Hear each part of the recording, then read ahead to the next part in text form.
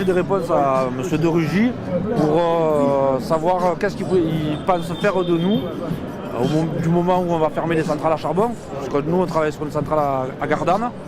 Et il faudrait qu'il nous trouve une solution pour qu'on puisse continuer à travailler, parce qu'on perd notre emploi directement.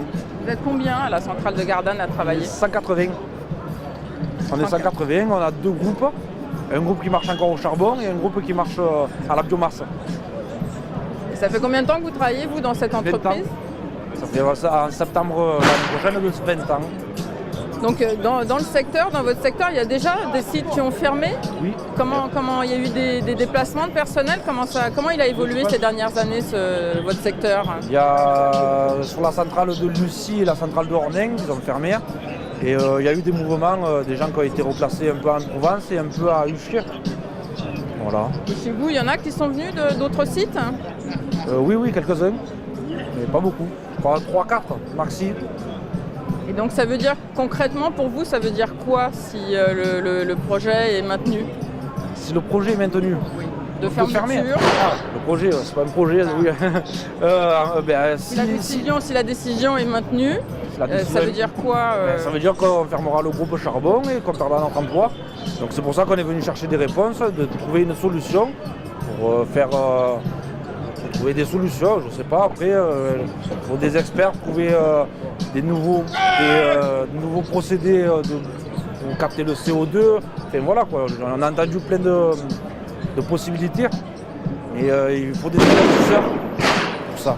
Et dans là où vous travaillez, à Gardanne, donc y a vous qui êtes concerné, mais est-ce que si la centrale ferme, ça va impacter d'autres secteurs autour? Oui, le transport charbon, bien sûr qu'il va être impacté, le port et tous les sous-traitants, parce qu'on a de la sous-traitance aussi qui travaillent dans la centrale, tous les petits emplois qu'on ne voit pas du quotidien.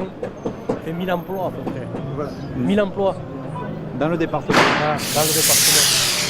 Et donc aujourd'hui, vous vous sentez un peu seul, ou est-ce que, par exemple, il y a ce qu'on appelle, c'est le mot en ce moment, la convergence des luttes? Vous trouvez qu'on est seul? Regardez autour de vous. Non, on est loin d'être seul. On est loin d'être seul et c'est que le début. C'est que le début parce qu'il y a plus de contence alliée. La décision dogmatique de sortir du charbon, on peut dire la transition, pas transition, quoi qu'il en soit, le charbon c'est une énergie qu'on trouve de partout. Sortir pour 4 centrales et prendre une décision alors que c'est des centrales qui font la pointe, c'est une aberration.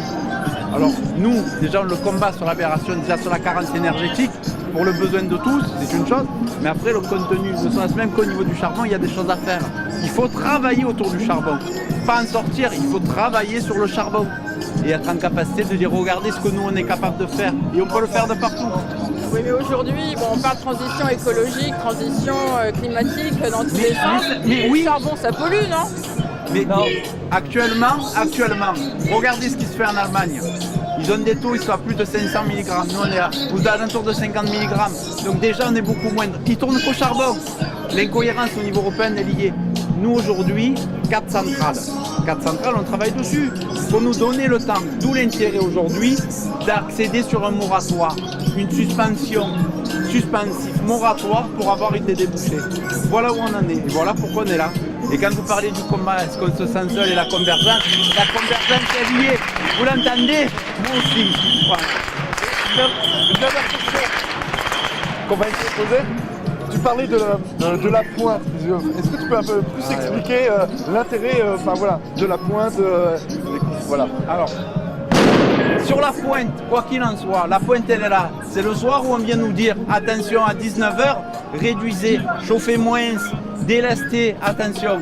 On est au 21e siècle, on est en train de nous dire prenez les voitures électriques, on est connecté de partout, on a des besoins en énergie électrique, on en a besoin de plus en plus et derrière on nous dit vous savez quoi, on va se priver d'un moyen de production alors qu'on a des moyens de production qu'on est capable de gérer et qu'on maîtrise.